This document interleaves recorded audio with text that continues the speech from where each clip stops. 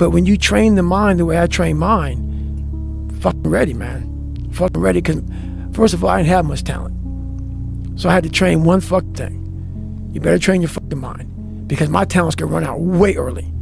When shit got hard for me back in the day, bro, I'm done. I'm out. See ya. Okay. I got to invent a motherfucker that can. So I invented Goggins. I invented a motherfucker that realized we're not good enough. But Goggins realizes we're mentally strong as fuck. And we're going to outstrength these motherfuckers in the mind. People with a talent problem who are so talented, they're hard to train. They're hard to push. If you're their coach and you're trying to get them to see that we got to get you past this talent problem, we got to get you to the point where you're into that mental zone. Because we got to get you way past your talent. And it's hard for coaches to take these fighters or whoever past their talent. And on the other side of that is where they gain true levels. The levels beyond talent, that's where it really is. Because if you're able to take a motherfucker down to the deep end, well, I'm up just putting his toe in, feeling the water and shit. If a motherfucker in the deep end, he's able to take you down there and he's mentally strong, it's over. It's over, man. Because they live in the deep end. They live in it, man. They thrive in it. You have to be trained to do it. You have to be trained for it. For when that time comes, you're like, okay, I'm deep end qualified. Yeah. I am deep end fucking qualified. I got my fucking deep end certification. The harder it is, the more you start to push back. And the more you push back, and then it's not right for people to talk about. It's not right for, like, let's say you are fat. I was fat. That's why I talk about it. Go ahead and say something, motherfucker. I was fat too. And it was hard as fuck every fucking day to get up. I know what it feels like. When you roll your fat ass out of bed and all you want is some fucking damn cinnamon buns and shit and fucking chocolate milkshakes. I know what it is. I know exactly what it is. But I can't want it more than you. And so many people just want it the easy way. I'm sorry, man. It's not. So what they start to do is they build this narrative of it's okay. When the narrative should be, you need to fucking work harder. You need to fucking discipline your mind better. We need to help people more than just saying it's okay. It's okay that you're not fucking willing to fucking help yourself out. That's not okay. It's not okay. It's not acceptable. Even though it's your life, if that's acceptable, that's unacceptable. And there's a lot of people in this world, me included, that if I accepted that, I wouldn't be anywhere. So yeah, a lot of people just they start creating a narrative about themselves that make it okay. The ultimate get out of jail free card. And now the world is set up to have so many get out of jail free cards. Everything is okay. And you can't say a motherfucking thing about it. And this is one thing about life. This is why you always must be ready. Always be ready. Never get ready. People go, oh, hey, what are you training for, David? I ain't training for shit. When something pops up, I'll be fucking ready. So when Cam popped and Cam calls, hey, man, I'm going to be in Las Vegas. You want to go for a run? Sure do. Sure do, brother. Sure do. While the run sucked, I was ready. People are scared of that conversation with their wife, husband, girlfriend, boyfriend. But why are you scared of it? Why are you scared to tell a motherfucker, your wife, your husband, who you are? Who you are, exactly who you are. And that was the problem I had. That's the problem that a lot of us have in life. No one knows who you really are. No one knew who I really was. I went to a school where there were a lot of black kids. A lot of black kids didn't want to be in special ops. I never talked about special ops with black kids. Why? I was wondering I'm not going to fit in. That's not what they do. A lot of black kids don't do that kind of shit. So whatever I wanted to do, no one really knew the real me growing up, because I never want anybody to know the real me. I was always afraid of what you might say or how you're going to feel or whatever. You got feelings. You have a life that you have to live. So it's important that whatever's on your mind, you let that person know. Therefore, you're giving them the option to be with you or not. This is who I am. If you don't like it, that's good, man. I got it. But this is David Goggins. So there's that honest conversation is very important, man. So everybody knows where they stand. That person may not be for you. That's all good.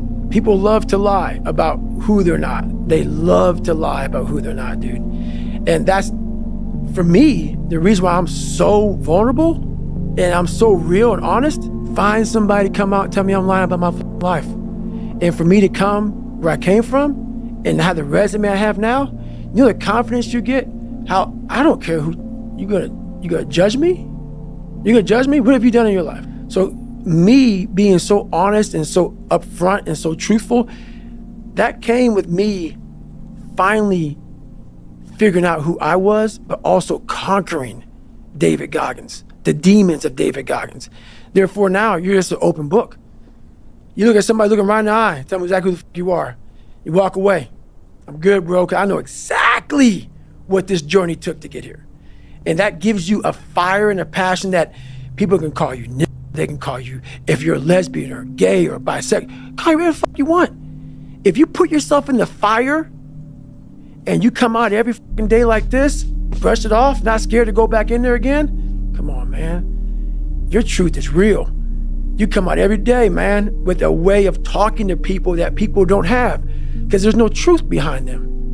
And the truth is a starting line. When you sit there in the ugly mirror and say, I'm this, I'm this, I'm this, I'm this, you finally started your life. Maybe 40 years old.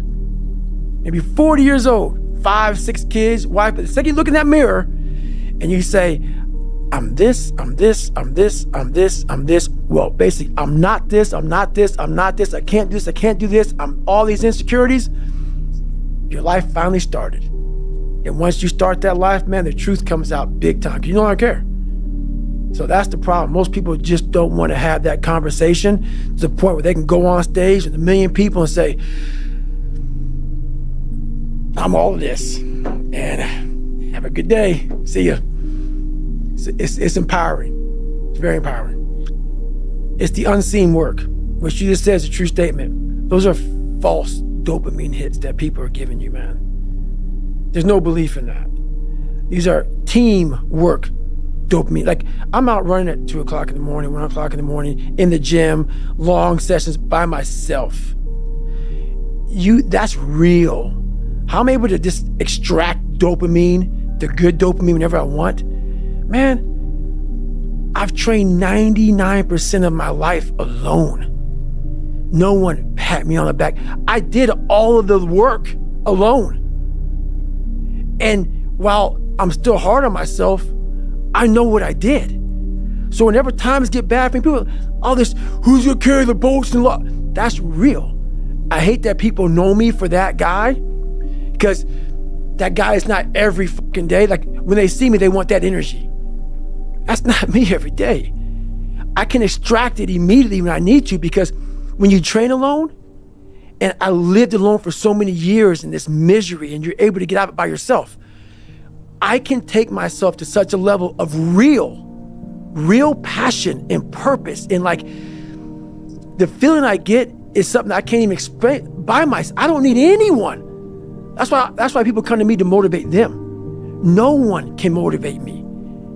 I have a resume full of fucking motivation that whenever I'm down, I'm like, oh, hang on, motherfucker. Oh, you know the truth. You know the truth. You know the darkness of the fucking dungeons and the fucking demons that fly. You know, and then from there, it's like, oh, okay, you were there. You know this. There was no one there to pick up the rucksack, to pick up the boat, to pick up the log, to go in there. It was you. It was you. There was no pat on the fucking back at 300, at 275, at 250, at 220. No, that was you. So those things that come out of me, that extract from me in the darkness, people are looking for that pat on the back. Where is it? Oh, I don't need it. Because what I've done is, in the fucking unseen work, I built Frankenstein. So whenever shit gets nasty, David Goggins goes, you had nobody anyway, motherfucker. So see how I'm talking myself right now? That's me. That shit fires me. That shit makes me fuck nuts. You had nobody anyway, motherfucker. Look around you. There was no fucking team. It was you. There was no weight loss program or mom and dad waking you up saying you can do it, you can be better, trying to build belief.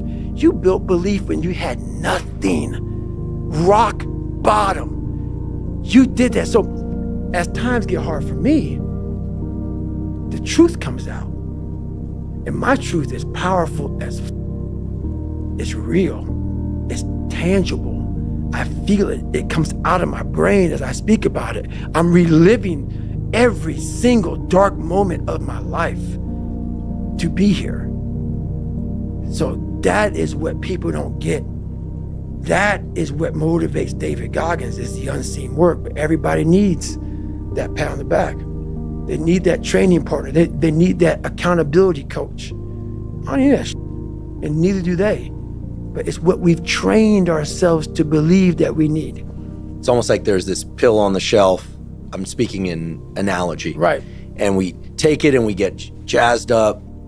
We're like, yeah. But there's this other medicine cabinet behind there, and it's in us. You're right. saying the real medicine cabinet is inside. Oh, yes. When you continue to overcome, and I had so many obstacles to overcome, so it's actually a benefit to me, but the benefit is not like a benefit like that. You have to have the courage and the patience to overcome and overcome. Before you know it, man, you have a whole medicine cabinet, but there's no medicine in the mother. There's no pre-workout. I don't take none of that shit. All I gotta do is flip my brain, put my finger in there and say, okay, that's a good one. That's all I gotta do, man. I got the Rolodex of just like, go f yourself, Goggins, and oh, but you won. Let's do that one today. There's nothing I need. And this is the thing that people don't get about David Goggins.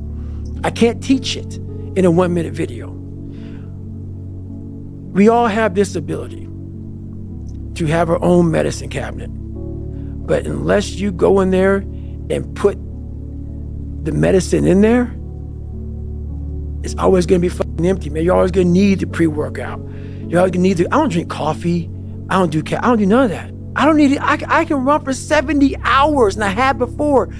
No caffeine. I got all this wonderful shit that I overcame on my own, by myself, in the darkness. That, man, when it's cold, I'm hot. When it's hot, I can feed myself all the time. And that's why when people say, man, why aren't you missing anything? I can't explain it to you, man. Can't explain it to you. You'll never understand. That's why I don't do all these podcasts, dude. I love you, man. That's why my first book, you did a blur for me. That's why I'm here. I love what you're doing for people, man, but I can't explain this. I can't explain this because people don't want to do this. They don't want to do this, man, but I don't know, man. I get jazzed up even talking about it, man, because so many people think my life is just so, oh God, his life is horrible. Like, don't follow him. He's crazy. Really? It's crazy how a kid that wasn't real smart, I was forced to go only internal. External had to go away. The external world had to go away. And living so deep inside myself, it was me in this brain and figuring out how this thing works. And it's so many people are doing exactly that. The supplements, the this, the that. And I agree, it helps. But once you figure out your brain, you become unstoppable to almost anything. Yeah, you can't beat death. You can't whatever. Your brain's amazing. Once you feed it the right conversation, the right mental nutrients, the right mental supplements, the right internal dialogue at the right time, with the right hit, with the right proof of what you've done in the past, and you send that right to the right circuit, dude, you're a beast. A beast. But once again, you just can't read about it. You can't sit back and be a theorist. You have to be a fucking practitioner. And in that practice is where that becomes proof positive. And what I'm saying is like, God, like David Goggins, he's blowing my mind. What is this? He's not crazy. And so many people, a lot of people, have listened to me the right way, and they come back and they're like, I'm totally on board. It happened.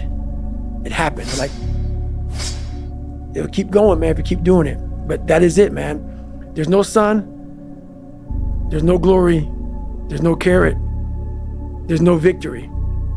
But there is all of it in one. I can't explain it real well to people, man. But what you get at the other end is something that you're always found. You're never lost anymore. Doesn't mean the journey's easy. Doesn't get any easier, but you're always found. The thing about being misunderstood is very frustrating. More than I can even imagine. I can't even express how frustrating it is when the cussing and everything comes from a place of real. I can't explain what I do without it. The passion comes out of me. It's almost like speaking in tongues. Because when you put that much work, and people go, oh yeah, there's been this basketball player, this football player, this. Dude, no. Everything is work. Everything. And people don't believe it. So when I speak, the motherfucker and the shit and that is what it took for me, what it takes for me. The anger, the passion, the jaw dropping, just it takes that because I'm not that. This is how I look at it, man.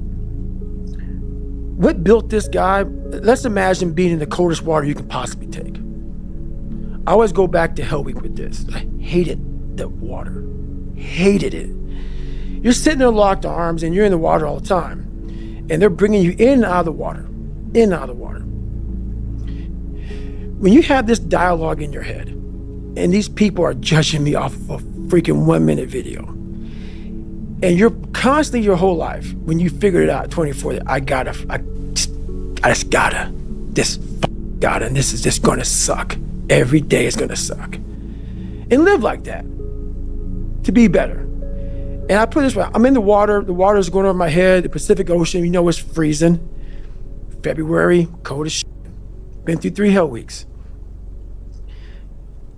For you to constantly win, when this voice over here, the real you, is saying, get the fuck out of here. Go. You're nobody. You've always been nobody. And it's true. People don't hear that. That's a true voice. That's the real reality of David Goggins at 24 years old. It's not a false reality. And then you had to create another voice over here that is saying you're better than that other voice. And you're in the freezing cold water that both voices don't want to fucking be in. But you win. And it goes from the water to the studying, to the running, to losing weight, to how you eat, to how you function as a man. Every day of your life, you're winning these battles. And then I have normal people who only have one voice. Never created the second voice. The winning voice is the second voice. They have one voice. And that's just, I'm a piece of shit. And that's all they hear. And then they judge people like me who are out here trying to be better. It's something that I can never really, it's a frustrating thing for me. Because I know the majority of people. I know what goes on in the brain because I studied the mind more than you. Because I'm a practitioner. So for you to be a piece of shit and come out of that, you don't just come out of it. You spend decades studying your mind and the human mind on how it functions in good environments, bad environments, stressful environments, patient environment. You studied all because you had to put all this together to create the mind to become successful. So it was like God blessed me with this brain. I had to create a mind. And so in doing so, I figured out every piece of human being in the world because that's what I was going off of for myself. So I know why you go on Instagram. I know why because you just have the time. You have the time because you don't want to put that time into bettering oneself. So I know why I'm misunderstood. I'm misunderstood by people who have plenty of time on their hands to misunderstand me, because they are exactly where I once was, which is a low-life, lazy piece of shit. And it's the harsh reality of people who troll you, who go after you. They have nothing better to do with their lives. It's not some after-school special. It's the truth, by once was that way. I know where it all comes from. That's why it's frustrating to me now, because I'm not so frustrated at the fact that I'm being trolled. I'm frustrated by the fact that you don't have the courage to try to be somebody better than what you're not. And that's the frustrating part. And whenever I fail at something, people always say, man, how do you handle failure, man? I fail a lot, dude. I fail all the fucking time. They go, how do you handle it? What I'm trying to do, and this isn't being arrogant, man, it's being real. Not many people are trying to do. So there's not many people who can even open their mouth and criticize me when I do fail. Because I'm trying to do shit, man, that many people aren't trying to do. But I don't look at failure as failure. I look at failure as your first, second, third, fourth, fifth attempt. I look at them as attempts. I don't look at anything as failure. Because when you're willing to try to do something, not trying is failure. That's not some after school special shit. But when you're able to go out there, there is no failure. It's attempts. Because when you're trying to do something that's bigger than you, whatever you are, whoever you are, if you're paralyzed, you're trying to walk one step and you didn't fail, motherfucker. That was your first attempt. If that's your biggest thing, that's how your mindset needs to go into everything. So I don't look at it as failure is a big word that gets people down. And we give so much power to words. I don't. I take the power right away. I didn't fail. I have to be strong because I know a lot of people aren't. So, that's why I don't cower from at all. You want to fucking, I'll take on whatever challenge is in front of me. I'll take it on, because a lot of people don't have that courage, and it's hard to be brave. It's fucking hard to speak up for what you believe in. And they wrote this great email to me, and they wanted me to talk to their son. His son was a big follower of mine, and so I called. He's like, yeah, and it was a very silent pause, and they told me what happened, and he hung himself, and I was like, it was fucked up. So, that's why another reason I hate being a public figure, because it's not a public figure that I am. Like, it's funny. I hang around some people who are real public figures, like celebrities. And I have people coming to me first. Like, I'm talking about famous motherfuckers. And people come to me first, and they want to share their story and their life with me about how they changed. And that's a massive responsibility that people don't understand. Like, when they come to you and they share the demons that they've gone through and the hardships that they've gone through, and they say you and your book and what you've done and your social media page. That's why I make sure I want to go at people so hard, Joe, sometimes, man, for talking their shit to me, man, and lying and shit. I make sure that my social media only has like, let's get it today. Let's get it. They go, man, why don't you follow anybody? Man, I'm not into that shit, dude. I want you to understand, dude. I'm your biggest, for you who aren't big and whining and complaining, I'm your biggest cheerleader. I want to see you do great. I want to see you do great. And a lot of that shit comes from that fucking email from that kid who killed himself. That I got to it like 2 or 3 months too late. And that shit, every day I wake up, I'm like, fuck, man, I gotta be honest. I gotta be right. I gotta be better. And that's when you know that when you're trying to do your best, your life sucks. And people don't get that. When you're trying to have the best character, when you're trying not to lie, and you're trying not to put people down, and you're trying to live, you're trying to set the standard.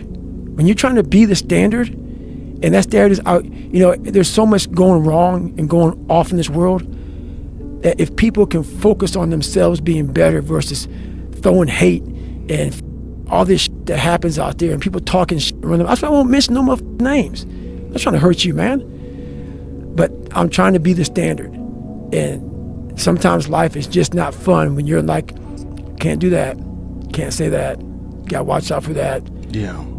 I gotta wake up today. I gotta grind, because there may be a motherfucker that sees me in their car that says, all right, I'm gonna go home and be better today.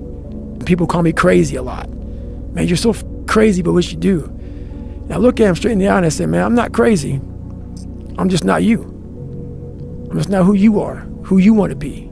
I have a responsibility, man, and I gotta take that seriously. It's discipline. Yes. Discipline is the only thing that changes your DNA, man. This is the only thing. Only thing, man. You could be so fucked up. And I realized that, man. I was like, man, the only thing that changed my DNA is discipline. It doesn't take away the pain. It doesn't take away the suffering. No. You just studied it. You know it. You know how it feels. Yeah. You know when to breathe, when not to breathe. You know all these different things. You've been there. You visited. You've lived there for a long period of time. And that's why I like this book so much, is because Can't Hurt Me was like a bachelor's degree. It was like the surface level of David Goggins and some things that can help you out. This to me is a master's degree. This book right here takes you to another level of the mind and how you think. And that's why I say this ain't no self-help book. This is a what the fuck are you doing with your life book. This is a very, very, very perishable skill, this willpower that you have, because I do have a willpower that I have never seen in anybody in my life. It is a haunting force that just keeps me going. And I know that is my strength. If you have that, so that's worth every dime I've ever made in my life, is the fact that I can look a man in the eye finally and have a real conversation without going like this, because I'm lying or I'm a piece of shit, or I know, you know how a person, and so many people do this shit, they're talking to you on who they want to be. They're lying to you. And they walk away. I've done it so many times. You walk away like, God, man, why can't I just tell him the truth?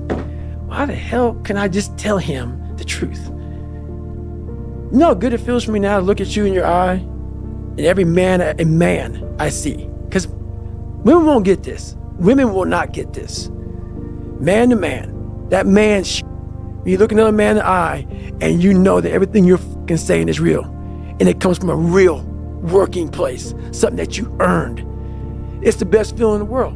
You can say that actually happened. Yes. Like I know with certainty what I'm saying actually happened. Actually happened. Who I am and who I say I am, I am. No more lies.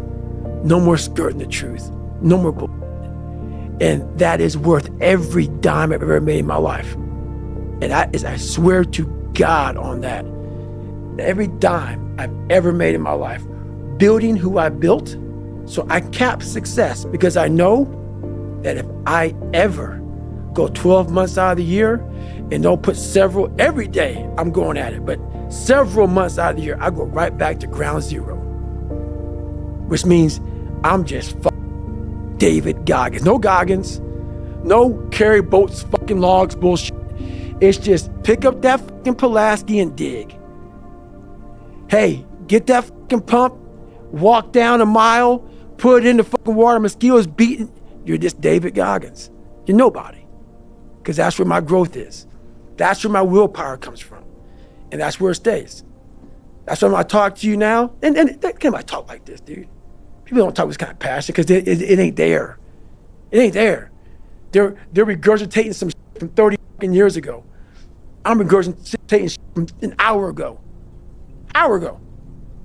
Come on, man. It's just, be real. And I can't be on these podcasts. I can't talk to anybody without being real. I'll go away. I'll just go away. Because I can't give you what I want to give you. I didn't teach myself victory first. I taught myself failure. I taught myself how to fail. And people are like, that's so depressing. Is it? When you're 300 pounds and you can't read and write and you're you know how many times you're gonna fail on that process? So if you don't know how to fail, there is no victory. I never talked about winning, because I knew the path to winning was gonna be years of failing first. So I taught myself how to fail properly. No one teaches you how to fucking fail. But if you're going out for insurmountable fucking odds that make absolutely no fucking sense, a black kid that can't swim, 300 pounds, gonna be a Navy SEAL. Okay. you better teach yourself how to fail first. Because if you sit in failure for too long, you will never come out of it. So the first part of my success was learning how to fail properly. And then eventually, I started getting a few victories. But that's what people don't get. When you have buried yourself in such a deep you better first talk about the failures you're gonna have first. And that's when that other voice comes up. It tells you we gotta do something, but it also tells you, boy, I'm not gonna lie to you, Goggins. You're in for a fucking climb, bro. You're gonna get your ass handed to you, made fun of, the outside noise, the inside noise. Both voices are gonna be fucking telling you to go fuck yourself. You are in for hell, bro. I am. So I better learn to fail. And sometimes all the voices are telling you the wrong, man. But through years, not a podcast or listening to a book or reading a book, years of sacrifice, of suffering, of diligent, pinpoint fucking work on what you want to do for yourself. Not like, oh, let me just do a bunch of shit. I want to be in every task possible. No. Pinpoint what I want to do with my life. What happens is you have all these voices that are telling you you're fucked up and this is gonna be hard, but for some reason, you put so much practice into you that you can ignore every one of them that are telling you you're not gonna fucking make it and still be able to fucking make it. Because you have put the practice in that you know this is the process. It's such a daunting task that all the voices are saying no. But you still have the conviction that I know I can do this. I know what I know. I've listened to myself enough to know I know what I know. None of you can hear what I'm hearing. And that's what people don't do enough of. They don't listen to their journey. They listen to everybody else's shit. Before you know it, I'm crazy. But if I'm so fucking crazy, why am I so successful? How that happen? I'm so misguided and up and don't listen to him. Why am I the only one to do a whole bunch of shit?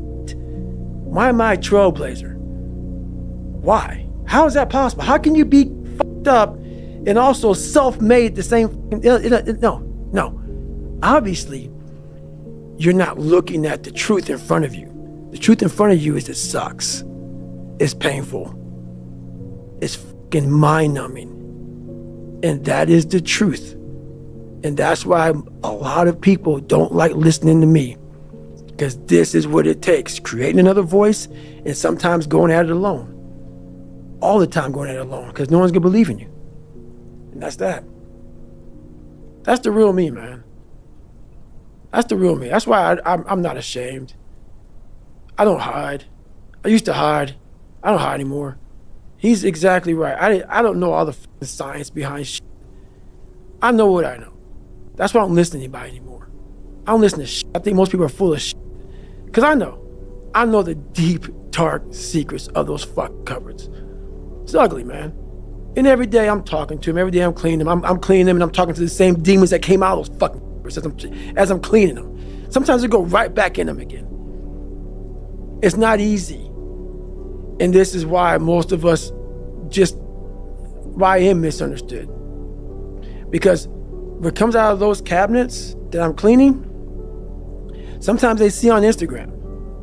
Sometimes they'll see it in the podcast. Sometimes they see in this one. I turn people off. Open up your own cabinets. And then go talk about it. Let me see how pretty it looks. Let me see how pretty you sound. Let me see how put together your words are. I bet you a mother comes out because for you to go back in there again to clean the same fucking cabinet that the demon came out of, takes some big balls, bro. To do it every day of your life. To go back in there and spring clean every day. Not once a fucking year. Once every decade. Every day you know it gets dusty. And every day you don't start with the victories. You don't go, oh, this is nice. Look at my I love me wall. Let me clean up this, it's a little dusty. No, I go right for the things that are gonna keep me buried. And I go right there first, because if I don't clean those out first, the day doesn't start. So what he's saying to me is truth. And like I told you many times a day, I could never figure out how to explain this to people, because I'm not neuro nothing. I'm just a guy that said, okay, we got to start in the dungeon and we got to stay here for the rest of our lives.